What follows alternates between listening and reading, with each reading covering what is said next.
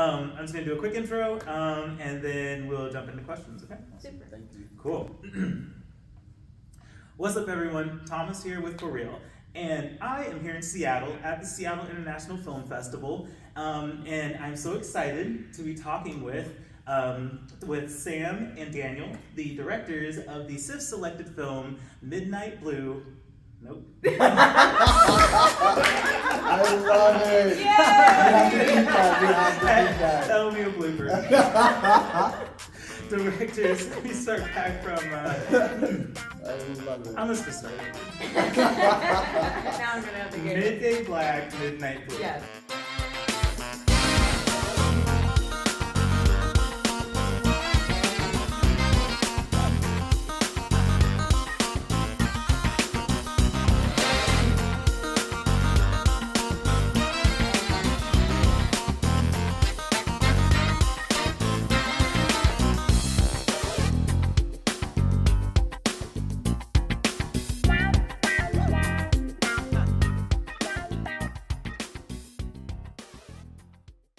What's up, everyone? Thomas here with For Real, and I am here in Seattle at the Seattle International Film Festival talking with Sam and Daniel, the writers and directors of the film Midday Black, Midnight Blue. And I can't wait to talk about this because this is the world premiere of the film, and it's your guys' directorial debut. So congratulations on the film being here at SIFF. Congratulations on the directorial debuts, and I can't wait to talk more about it. Thank you. I like to start these off with the filmmakers kind of giving a synopsis of the film. I think you guys could probably explain it a lot better than I can, but like tell people what this film's about. You know, sometimes you might actually be better at this than I mean, we just You'll always see it. we're so in it. You know, like you're so down in the labyrinth of the thing you made. You're like, Right. I don't know. What is the nuts and bolts simple way? All right, but we're gonna try. Yeah, Gonna try, yep. I get. Should we talk about just the genesis of it? Is You that, know what? I do want to know where it came from. That's actually my next question because Oh. it's such an We're messing interesting. it up. It's a very interesting film. I mean, essentially, there's this character. His name's Ian, and he's going through this really deep grieving period. Even decades after the death of someone that he Yeah, really all right, I'm gonna loved. give it a go. Okay. Yeah, here we go. So our lead character is Ian, Yeah. and he had a friend and a love and a sort of like, you know, your soul person that he lost in his 20s. She died. And that complex grief has sent him sort of into his head. And he's built a world where she didn't die. And he's reconstructed reality. And the film sort of takes place in the last couple of days before he has to find a way out, or if it's kind of the demon of it sort of is going to take him down. If it's going to really consume him, I mean, there's moments in this film where where it's not just his imagination and he's just kind of living in his own world. Yeah. It starts kind of bleeding into consequences with other Yeah. people and with others, and Yeah. that's where it gets really scary and dangerous. And Well, there's so, a line in it that you know, if you hold on to people too tight, they become ugly. Right. And I think that's sort of his thing, is that he's gripping so tight that it starts to fight him. His own imagination radicalizes and turns on him. turns on Yeah, him. yeah, absolutely. Yeah.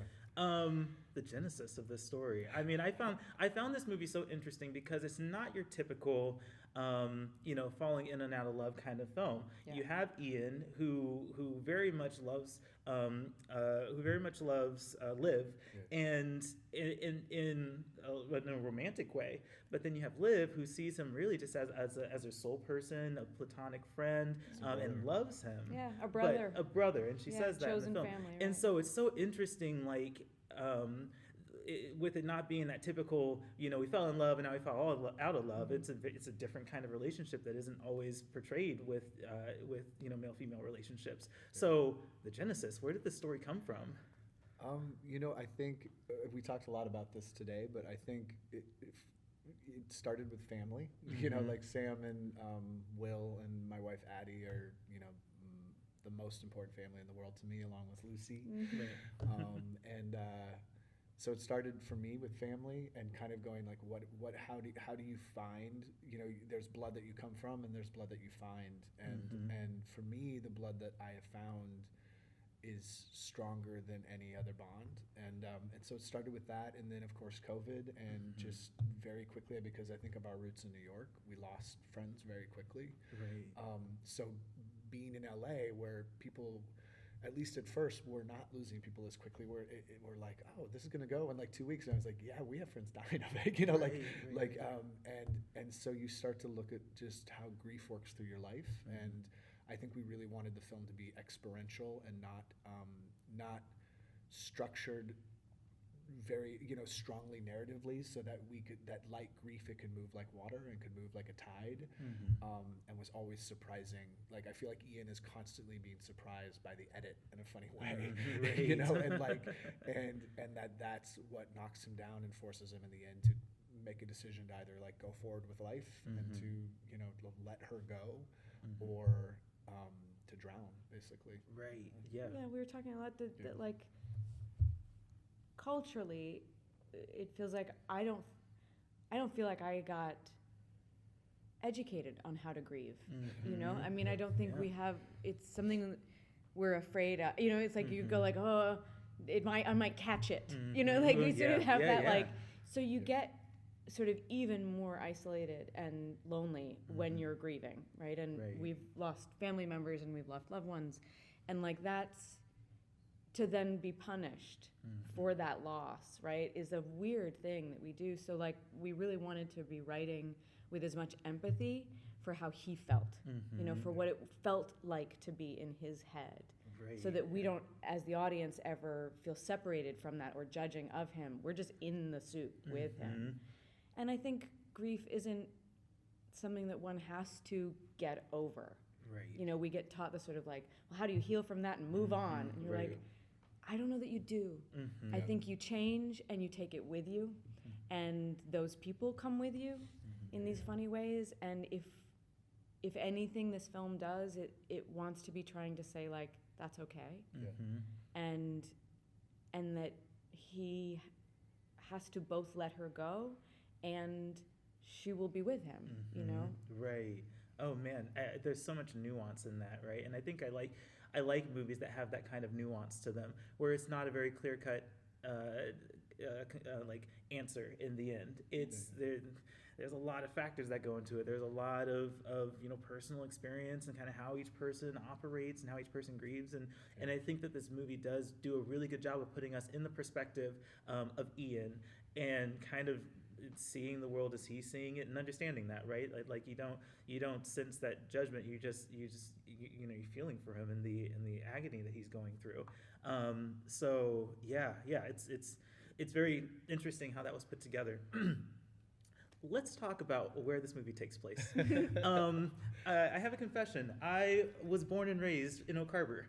Oh my God! Wow. Yes. So that immediately caught my attention. Yeah. I said, "What? A film on Whidbey Island?" I just posted on my Facebook today because I rewatched it this morning, and I love getting to the drive-in scene because the people who own the drive-in actually live across the street from us. Wow. From my mom. Yeah, I grew up with their kids, and so we spent a lot of time there, and that was a big kind of activity for us to do, and still is. It's a really big hallmark it's a special spot. Oh, it's so cool. 55, right? Something like that. It's a long time. Yeah. So it's one of the. He said it's one of the last 5 drive-ins in the state. That's true. Yes, and it's on Whidbey Island. So I'm very very honored to have that, and that you guys featured it in the film. It's so cool. But that's something that I think about with film is like when a place where I am from is represented. Like, I want to support that film. I want to watch that, and it's just so cool to see a movie again of this quality filmed on Whidbey Island. So let's talk about how you found this place. Tell me more about what made you choose to film this movie on Whidbey, and how you even came across this little island in the Puget Sound. Well, we started. This whole movie happened really fast, which is so rare. I think, especially for film right now. And we figured out we were going to do this. We wrote it in I think 2 or 3 months, and then we're about 7 weeks later. We were supposed to go into production. I think our first draft is dated January 11th. Wow. And we started principal photography on June 2nd. Yeah, so It's crazy quick. fast. That's It's quick. really, and we're back premiering the film within Yeah. 10 months of wrapping. Isn't that It's is so? crazy. I mean, I was just at I went to see the film Doula last night, Yeah. and they're talking about how it took them 7 years from conception to getting Yeah. to premiering it Yeah. here at SIFF. 7 years, but you guys just like bam. I mean, it never, I feel never happens that way. And Right. So it felt like this strange little time warp that we got to fall through, you know, Yeah. and really special. And originally we were writing for Michigan, which is why Michigan's in the film Yes. is the home base before they go to Seattle. And we Which is where Chris Stack, who plays Ian, is from. Oh, right? I see. So, Okay. you know, Daniel is sort of west coastal, rural kid, and I'm Yeah. east coastal, rural, coastal kid, and Stacky is from dead center in the middle. Nice. So much diversity in there. yeah. Just like all kinds of regions and backgrounds. Right, and so like we're all collaborators and have been for a very long time. So Stacky, his family has a place on Lake Michigan. So we originally were writing for him and for that place because especially for that character, you want that to be, you know, central for Right. him. And then that fell through. It fell through. No. Not in a that bad sort way, of like Okay. film god kind of way. Yes. Like they just come in and go like, no, wrong, over here. Yeah. They're like, really, you want to be in Seattle? Yeah. Right. It's like, Well, and which the- we didn't know that well. Right. Yeah, And what's so- weird when I go back to those early drafts of the script is we were writing this like yearning for big coastal ocean. Like there's all this text, dialogue about like, Yes. don't let anybody tell you that a lake is an ocean. I love that line. It comes up many times yeah, in the film. it's a refrain. And it's wonderful. Because there's just something about that big ocean and the power of it and this sort of epic mythicness. So then all of a sudden, we had this opportunity to pick it up and move it where the script wanted to be, not writing for what we thought we had. And Washington was like It just kept coming back. the choice. Wow. Yeah. Huh. So you got a map of Washington, Yeah. you got the coast, and you threw a dart, and it landed No, on what- Whidbey No, Island. we were dead set on Puget Sound. Yeah, and Wow. also what we did, we had the amazing director S.J. Chiro, who's very close friends with one of our producers, Lovell Holder. She was like, Washington's amazing. Come to Washington. Yes. I will Very hook you cool. up with with Yeah. Amy Lillard. She introduced us to Amy Lillard at Washington Filmworks, and then okay. Sherry Wyatt, who is the film liaison on Whidbey. Right. And we wrote, and we were like, "Here's what we're looking for," and we'd done obsessive compulsive levels of internet searches, and we were like, "These things," and we'd been on, VRBO and Airbnb, and we're like, "I would like a house like this and this location," and, Great. but the script and Whidbey, Just married. it was right. It does feel very natural, and I love that, right? I Yeah. mean, this place that I'm from with this story that is so compelling, and it fits. It really, really works. Especially, I mean, there's so much cinematography of obviously the scenery and the setting, Evie's Landing, Yes, totally. and the Olympic Mountains. Yeah, Sarah's Head. Yes. Oh, I Anna love it. I Cordy's, am yep. all about that, right? Yeah. And so it fits so well. Yeah, our whole bar scene is at Cozy's. Yeah, exactly. Oh, yes. I didn't know. I remembered that, and I was Yeah, like, down in Clinton. yes, it's great. It's great. So, I appreciate you guys Yeah. giving some shine to Whidbey Island. Well, it was a joy. I mean, like we came out in April a year ago and scouted and found everything we wanted. Everything you dreamed. It was really kind of miraculous. And then we went back and did a massive rewrite to like really let Michigan go. I see. And really bring it into Seattle and embrace it. Great. Yeah. Very and cool. It just sort of it lifted the whole script. Well, the island became a collaborator. Like Yeah. it really like I feel that there was us and there was Chris and we knew we were writing for my brother Will, and we knew we were writing for we knew the people we were writing for, and then suddenly the island became this other collaborator that was like, look, the things you're not getting, Right. I'm gonna help unlock, and it did. Like space, I think space is so powerful. Oh yeah, absolutely. We come from theater, so it's very powerful in theater. But I think it's so powerful for film. Like I'm reading this awesome book Peter Bogdanovich wrote about directors called Who the Devil Made It. And Otto Preminger, I'm on him right now, and he was talking about, he's like, if I can, I want to shoot, actually shoot on location, because you can't remove a wall, you can't hang from the ceiling, you can't, you have to adjust to what the space is telling you to do, and therefore you become infinitely more creative. Right. And I feel like Whidbey really was that. Whidbey was like, look, you can hold hands with me and I'm gonna help you, or you can try to shove Michigan in here and you're gone. I'm gonna obliterate you. Well, Blue Fox wasn't initially, the whole scene in the drive-in wasn't in the script. Right. We were just, while filming, we would drive by. Of course, you have and to drive we just by went Every we day, have to. Yes. We have to get in. How do we get that a part of it? I mean, in the very first moments of the film, right? Joseph, who is our green bicycle man with the wings on his head, Right, yes. is a local. And there was so much vibrancy and mystery, right? I mean, the roots in that island run deep, and it felt like kind of just tapping in and asking for permission to join those threads. That's so cool. Bit. It was done so well. Done so well. good. So Thank you you. guys for that. I'm glad we did you proud. Yes, you did. You absolutely did. I'm excited to tell more people about this film, especially from Whidbey, because they're all gonna be excited that all the landmarks are there in a film. We really want to show this on Whidbey. Yeah. It's actually something we really, At the drive-in. Yeah. so Yeah, much yeah. fun. It's like a total bucket list. I know. thing, so. We'll That do a would be double cool. feature with Sonic the Hedgehog. Yes, of course. Something for the kids They and do that- triple features in the summer too. Oh, come now. We will be the late show. Late show. We're the midnight showing. We'll be there'll be 6 people left, but it will be It'll be us. we'll be gung ho Right. rock stars. That's so funny. That's so funny. I want to talk about your guys' involvement with the project. You actually play Sam, or you are Sam. Sorry, I You am Sam, but I you play Liv, right? Yes, exactly. Yeah. So you play Liv, and you're also directing. And I first want to start with you and get a better idea of how that was for you being actor and director in this. And I kind of want to know which one you prefer, acting or directing. Well, I went to school to be an actor. I have spent 25 years being a professional actor. That's my bread and butter, and that's sort of what I've done. I am only just in the last couple of years getting behind the camera, so it's new for me. I really like it.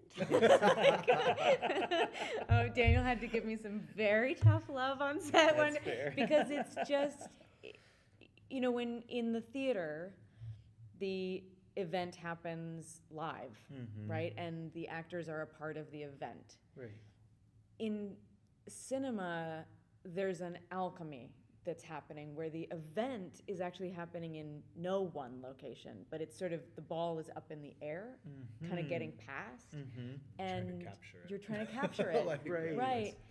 So when you're an actor on film, you're inside of the ball. I see. But you can't see what is happening, and there's something incredible about coming out from that and getting to see it, and getting to see what's happening, and getting to help facilitate. Yeah. To go oh, we need light there, or we need this there, or how do we make this? Because everybody's work is so rich and detailed. I mean, Lindsay Halfhill, who did our production design, made miracles with $2.50. And the landscaping, and Daniel and I mind meld a little bit. So we're, I'm sure, hell on wheels some of the time because we're constantly being and also, can we turn around and film in that direction? Because the light is doing this really fun thing over there. It's terrible. But being in the director's seat, right, you get to help catch the ball. Right. Yeah, but at the same time, you have to fully be inside the ball when you are. And Right. You have to fully be so it's Right. really hard. That the sounds balance of it very is difficult. I Yeah. think, You know. just imagining it, I would be so concerned about what's happening that it would distract me from actually being in it. Well, let me be real clear. There is no way I would have agreed to do this if we weren't co-directing it. I see. Fair Fair enough. enough. Because we'd written it together, because we've got 30 years of working together under our belts, and we've created new work for that entire time. There's so much trust and understanding and communication, and because this story is also kind of two polar energies that are pushed, like Liv and Ian are sometimes together and sometimes they're contrasting. So weirdly, it felt like with Daniel and I, what we found was that when I was inside of the ball and he was outside at the monitor, we could sort of be passing it through, right? And I could sort of drop into the world and trust. And I just have complete faith in his eye, in his instinct, and I know that he'll keep me honest. I mean, we've done so many productions with myself as an actor and Daniel as a director, so there's no director that I trust as an actor more. Right. And because there was this whole vision was so shared, there was no part of it that ever felt like you're like, no, I wouldn't do that. Like it just wasn't. That wasn't ever a factor. So I wouldn't do it with anyone other than him. Right. You know what I mean? Also, in a beautiful way, really made us prepare. Like I know that there was always strong foundation and preparedness, and then the hopefully ability to pivot. Once we're there, we're like, the light's there. We want the light there. Oh yeah. But it really made so that Sam was able to do both. We really, mind melded, and also with Piero, who's our DP, who's extraordinary. He is a huge believer in shot listing and just being incredibly clear from the top. And so we worked really hard to have a very, very strong foundation and path so that you could go act. And that you still, that it never felt like that it wasn't both of our ideas, which I was really, really happy we found. Really proud of that, And even the structure of like the first 3 days, I didn't really work as an actor. And Merritt came in and was a heavy hitter right from the top, which gave us permission and the ecosystem of the crew and everything. We were a unit behind the monitor for 3 straight days, which on a 23-day shoot is a large percentage, and they're 15-hour days. It feels like 3 days. And you're like, no, that's the first third. And they're heavy-hitting days, so we shot a lot of stuff. And so then it felt like, oh, we understand the ecosystem, and now if I leave, it's not like there's a hole there. Right, absolutely. Yeah. Very cool. And I take it you enjoyed directing as well? I love directing. I also we went to Juilliard together as actors. Okay. I started. Yeah, where is your part in this film? We keep trying to put him in things and he keeps saying no. You couldn't have like an extra role in the bar or something? I am a ghost in the film. Yeah. There really? is absolutely, I'm in it. Like there is a little, wannabe Hitchcock moment that no one will see probably ever. Right. But literally you get a free hat if you find me. Or something like that. I have to go watch it again. But no, acting was a way out of how I grew up. And and there was I didn't know any other way. There were no directing classes where I came from. Right. There was only a movie theater that showed the biggest blockbustery, popcorny movies you could imagine, and so the only way I knew to get involved was through acting, and I feel like I like being behind the camera much more. It's very hard for me to. Like even something like this, like I am so nervous, it really is hard for me, and I loved it because it brought me into that world. But I'm also really happy to sit back and be on the other side of it. Right. If that makes sense at all. No, I'd much rather be writing with my family and with people I love and directing in a small group than being at, front stage and center. It's not. I never liked it, and I was lucky to make a living doing it, but I also had to think of, use the light to kind of think of it as a rehearsal room instead of a auditorium in a way. Yeah. So you mentioned Merritt Weaver as a part of this project. Yes. Tell me how that came to be. Merritt's an old pal. Yeah. Very cool. Yeah, I mean, we both were, again, theater kids in New York for a long time, but we really found each other shooting Godless, which is a limited series for Netflix. And I just think she's the cat's pajamas. Yeah. I mean, she's just absolutely. an awesome human being and an incredible actor. Yes. And, when this came around, we're like, could you, would you? I mean, Whidbey's nice. And it's like, it's been a hard couple of years on everybody, right? And we filmed this in June of 2021, so it was just after vaccinations were really becoming possible and people Right. were just starting to go back to work. So there was real tenderness and trepidation and fear. You know, the film sets were dangerous places to be for a while, and Right. so we were so grateful that she came, you know, Mhm. and Yes. joined us, and we all sort of like inched out of our little caves together and Yes, like exactly. held hands and like came out in the world, and like, and again, being on Whidbey to do that felt so much safer than Yeah. being in New York or You know, LA. let's or- actually talk about filming during COVID, because my mom has a restaurant in Oak Harbor, Yeah. So we were very subject Yeah. to very sensitive regulations and things. Yeah. I ha- brutal on small business. It was. I happen to know that Whidbey in Island County was one of the more interested in trying to get things back to normal. I think that they were very active about trying to move through the phases as quickly as possible. So did that have any bearing on how you guys were able to film, or what access or what abilities you guys had for getting this project done? I feel we got really strangely lucky. Like, I feel we found, again, like that time warp thing. We found this kind of warp, and where we were coming out of kind of the big first kind of lockdown and wave. Right.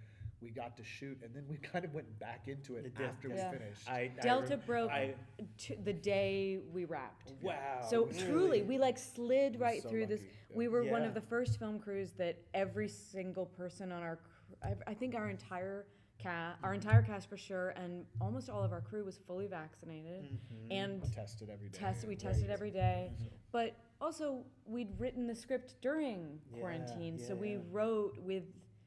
We didn't want to write a quarantine movie, like a pandemic Yes. movie, but we wanted to write sensitive to, again, like the limitations make you creative. Yes. So it's a movie about isolation. It's a movie about big, open, empty spaces. It's you find safety in nature, in fresh air, Yes, in, you know, absolutely. like. But he's never. There's not a single scene in this entire thing with more than 2 people in it. It's true, but it doesn't even feel that way. I know. I mean, even when you're in cozies, like, it feels like this is a place. I mean, I've seen movies that you can see the effect of COVID, right? Yeah. And that's a struggle, because, you know, filmmaking goes on, and you try to kind of work around the limitations, but like, you know, I've seen movies where, you know, there are clubs happening and like 3 people in them. Yeah, And right. so- Well, and we got so- lucky with the fact that our crew was all they're just incredible people, and they're so Right. game. Yeah. So we were doing like, if we're shooting in this direction, all of the crew is on set in costumes, in hats, and blah, blah, blah. And then we're going to turn around this way. You're all going to change clothes and be Right. over there. Like, you know, and then play, That's and funny. light. I mean, Yes, yeah. Brian Goslin, who we affectionately call Goose, Goose.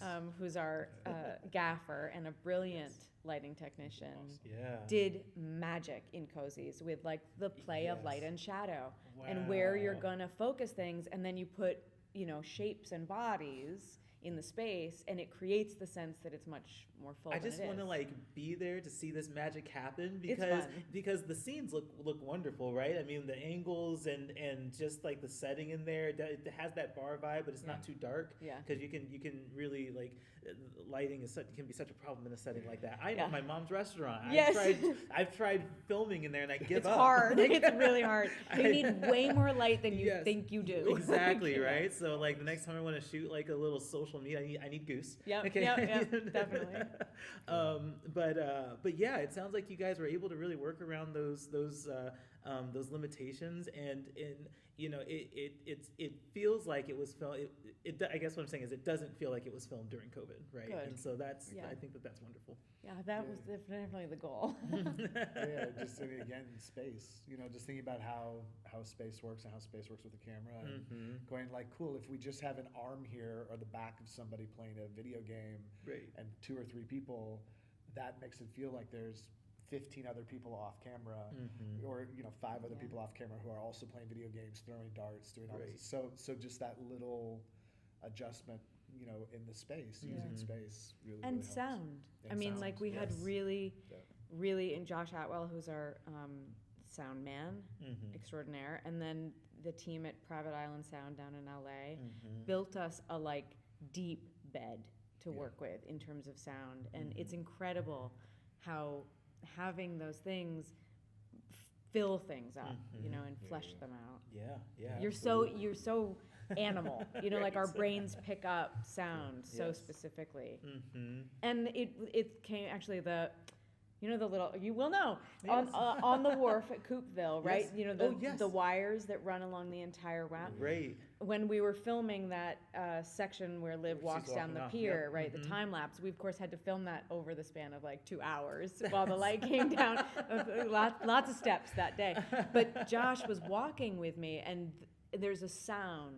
If you put your ear up to the wires, they vibrate and make tone, and it's the scariest noise in the world. It really is. It's so incredible. So he started just running audio of it every time, and it became the sound that we used in the sound bed for Ian's anxiety. Wow. Like when it's starting to mount, that's the sound, and it's this sort of high pitch that like shifts and becomes a drone. Yeah, it became its own score. That just makes me feel like Whidbey has even bigger part. It's not just a visual component. It's huge, yeah. Like that actually affects the sound, and like the sound was taken and incorporated in. And becomes again a character. It is the voice of Ian's terror. Right. You know, I mean, little nerd things, right? Like it pleases me that our sound team actually are true ornithologists, and there is not a single bird in this soundtrack that isn't real it's native. Every single one is native to the island. Really? We don't have any like parakeets, you know, like, because it's a thing that like people will just throw. They're like, and this is a red-winged blackbird. And you're like, red-winged blackbirds don't live here. No. And it drives ornithologists crazy, but I'm so proud that like there's nothing out there that you hear in the sound that's not from the island. That is so awesome. Yeah. So cool. Except for our orchestra, which is from Macedonia. Which is okay. I mean, I think that the score really does this wonderful job of setting this ominous tone. Like, I think that was what kind of blew my expectations away, was like the tone. Like, I knew it was a drama, right? I kind of knew the premise, but then I'm watching it and I'm like feeling it with the score. I think music just elevates a movie like exponentially when it's done right. And I'm listening to the score and just like feeling those like ominous vibes, which is so. In fact, the scene where he gets into the fight at the bar. Oh my goodness, that scene is scored so well. Yeah, good. She, you know, we went to school with Norah, so she was at Juilliard as a composer. Norah Rosenbaum, she's an incredible composer. She's incredible, and we went to school with her, and she saw that we we were working on this, and she was like, "I want to work on this." And she, you know, we were like, "Norah, she's real fancy." I was like, "There's no way we can afford you." And she was like, "Don't be crazy. We go way back. We were teenagers together." And she applied for a grant because she's really a strong advocate for making sure working musicians get paid. Right. And so she got a finishing grant to be able to pay a full orchestra, which on a movie of our size is unheard of. Right. It's crazy. And they did a full studio orchestra session. So cool. it makes me start to get emotional because it moves me so much, right? I mean, and they got paid. Mm-hmm. They got paid to record that beautiful music. Yeah. And she, as an inspiration, right, because of where we are, she went back to a lot of old sea shanties and that kind of keening and the calling the ships home and, you know, the ones who get lost at sea and never come back. And like, so there are refrains of that she plays with all throughout it. And then she has these wind instruments that function like lungs. And she was like, I just think breathing is so much a part. So like, she's an incredible collaborator too, right? Yeah. So like the island came in and then, you know, Norah. We move into post and Norah becomes a huge component. And then Gev, oh man, our VFX. Oh yes. You know, and Patrick and Morgan, who are our editors, who were just this incredible, you know, polar thinkers that sort of collaborated and made this world. You know, each of them have such fingerprints all through it. That's so cool. That is so cool. I'll start to bring this to a close, but I want, because I can sit here and talk to you guys all day. Okay? Clearly, I will keep babbling forever. So. Which is fine. I love this. I guess I want to know ultimately, because we talked a little bit in the beginning about what this movie is about, but what do you want people to take away from the film? Like, what is ultimately, like, when people leave the theater, what do you want them to be most impressed with, I guess, or impressed upon with in this film? Like for me, like I've really been thinking about going back to grief, going back to how mental illness is tied to grief, and that in our society there is such a thing about like, for lack of a better word, man up, or toughen up, and I'm like, some people just can't. They're actually what makes them beautiful and extraordinary is actually their sensitivity and their vulnerability, and so for me, it was so important to go like, I don't know if Ian's gonna ever be able to fully move on. I hope so, but there's no time limit and time kind of on grief, and yet we very quickly, someone passes, and we show up for the funeral, and we bring the food, and we have that kind of simple ritual. It's months after that person is alone, and I always think of that, like when my sister died, when my sister Heather died, like it's the months after that you go, you're totally alone, and no one is calling anymore, and no one is sending cards anymore, and yet you are living with that grief, if not more so, because suddenly you're out of shock, and you're going like, oh crap, like this is forever, you know what I mean? This is forever. That person's never coming back, and so I really, really strongly wanted to honor, through the structure of the film, and through just how we, that it was, again, experiential and not in our head, and that the experience for that man, not everyone else, but for him, and for Liv in it, and all the people, the ghosts in it, that we honored that it takes the time that it takes for somebody, and for him, it might be forever. It was certainly 20-something years, and that's okay, and just to have so much empathy for that, and not get tired of it, and there, I've had friends go, oh, why couldn't you brought in some funny people, or why did you? And I'm like, because in that person's life, it didn't feel right. It didn't feel honest. Do you know what I mean? And it was so important for us nonstop to go like, what is honest for Ian? What is honest for these people? What is honest for this story? Even if it's not classic structure, even if it's not, like what is honest in our hearts for that, and to honor the experience, the experiential quality of the film. Yeah, and I think, one of the things that I hope for Ian and for our audience is that one of the things that feels so present to me when I watch the film is that kindness is actually around him all the time, and it's there. Whether he's able to connect to it or not, it's there. And incredible beauty and peace in that natural world is always there. And it is there. When he's able, it will be there. It's not there's no expiration date on that view from Sarah's head. You can always go there. And some days you're not going to be able to take it in. And some days you will. But it's not going to, you don't have the door shut on you. And so I think, like, the last line of our movie is, I'm ready. And I don't know if it's Liv who's ready. I don't know if it's Ian who's ready. But some part of us maybe is ready to try. And that we want the tiniest action to be championed. That even to say I'm ready to try is a win. Whether it's not like, and now I'm good. Now I'm good. Tomorrow it's perfect. Right. Everything's ready. But I think like I'm gonna get up is actually it's enormous. And should be championed. Yeah, absolutely. That's so cool. What is the future for this film? Do you guys know? Oh gosh, we're just starting. Is it gonna go to more? I don't know if you can talk about it yet, but is it gonna go to film festivals or? I don't know. I don't think we can yet, but there are other film but festivals. We don't talk about things yet. I'm recording, so once I stop Okay. recording. But it's just coming out in the Yes, world. So yes, it was very important to us to premiere it here. Yeah. Because again, absolutely. our crew is all local, Mhm. and we wanted as many of the people who own the homes that we filmed in and the locations that we wanted them to come and see it first. That's awesome. So that was a real gift from SIFF and from Beth and the programmers. And now we turn around and we say we're ready, and we Yeah, start exactly. to move the Let boat it- out into the let it ocean, go out and into we'll the world. see. Yeah. Yeah, That's so cool. yeah. Thank you so Very much. awesome. Well, Thank again, you. congratulations on the film. Thank It is you. wonderfully done, and I can't thank you enough for doing it on Whidbey. But yeah, it's so great, and I appreciate you guys taking the time to talk Yeah. with me about it as well. Thank you for having us. Absolutely, Yeah, absolutely. totally. So, for those watching, thank you for tuning in. This is again Sam and Daniel, the writers and directors of the film Midnight Blue.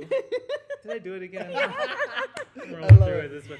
Midday Black, Midnight Blue, Yeah. and it's a fantastic film. I certainly recommend watching it. Actually, we were going to talk about the name. It's Let's do true, that yes. really quick. Let's Yes. tell me about where the name came from before we wrap it up. Tell me about the name. Well, I mean, it is a play on exactly that. Yes. Like you do get the film is a tripping. You know what I mean? Yes, And yes. and there's a book by Virginia Woolf, To the Lighthouse, that's in the film, Right. and there was a line in it about like blue is the midday sky, and and black is the blackest night, and for Ian, his world is flipped. Yes. Right, and okay. everything is not what it is. So his midday is black, and his midnight is as blue as the sky. Like it's just all looped in. So that was where it came from. Yeah. And like the structure, allowing it to put it into a can, toss it up, Yeah. and those are the words the way they fell, Right, and yes. just honoring that, Yeah. and which hopefully honors the structure, the kind of Yeah, uneven yeah. structure of the film. Absolutely. Yeah. Very cool. Yeah. Midday Black, Midnight Blue. I do it. Yeah, I'm I gonna tell know. you, So funny. I We literally have cheated. to stop myself. We've so. like all started we just call it midday, and you're like, Midday, this is really okay. bad. We're cheating. Yeah, we get the first one down. But Yeah, right. Midday's good. So we totally do it. Well, thank you for that. Thank so, you. Until next time, I hop on another one of these. Thank you so much for watching, everyone. And this is For Real.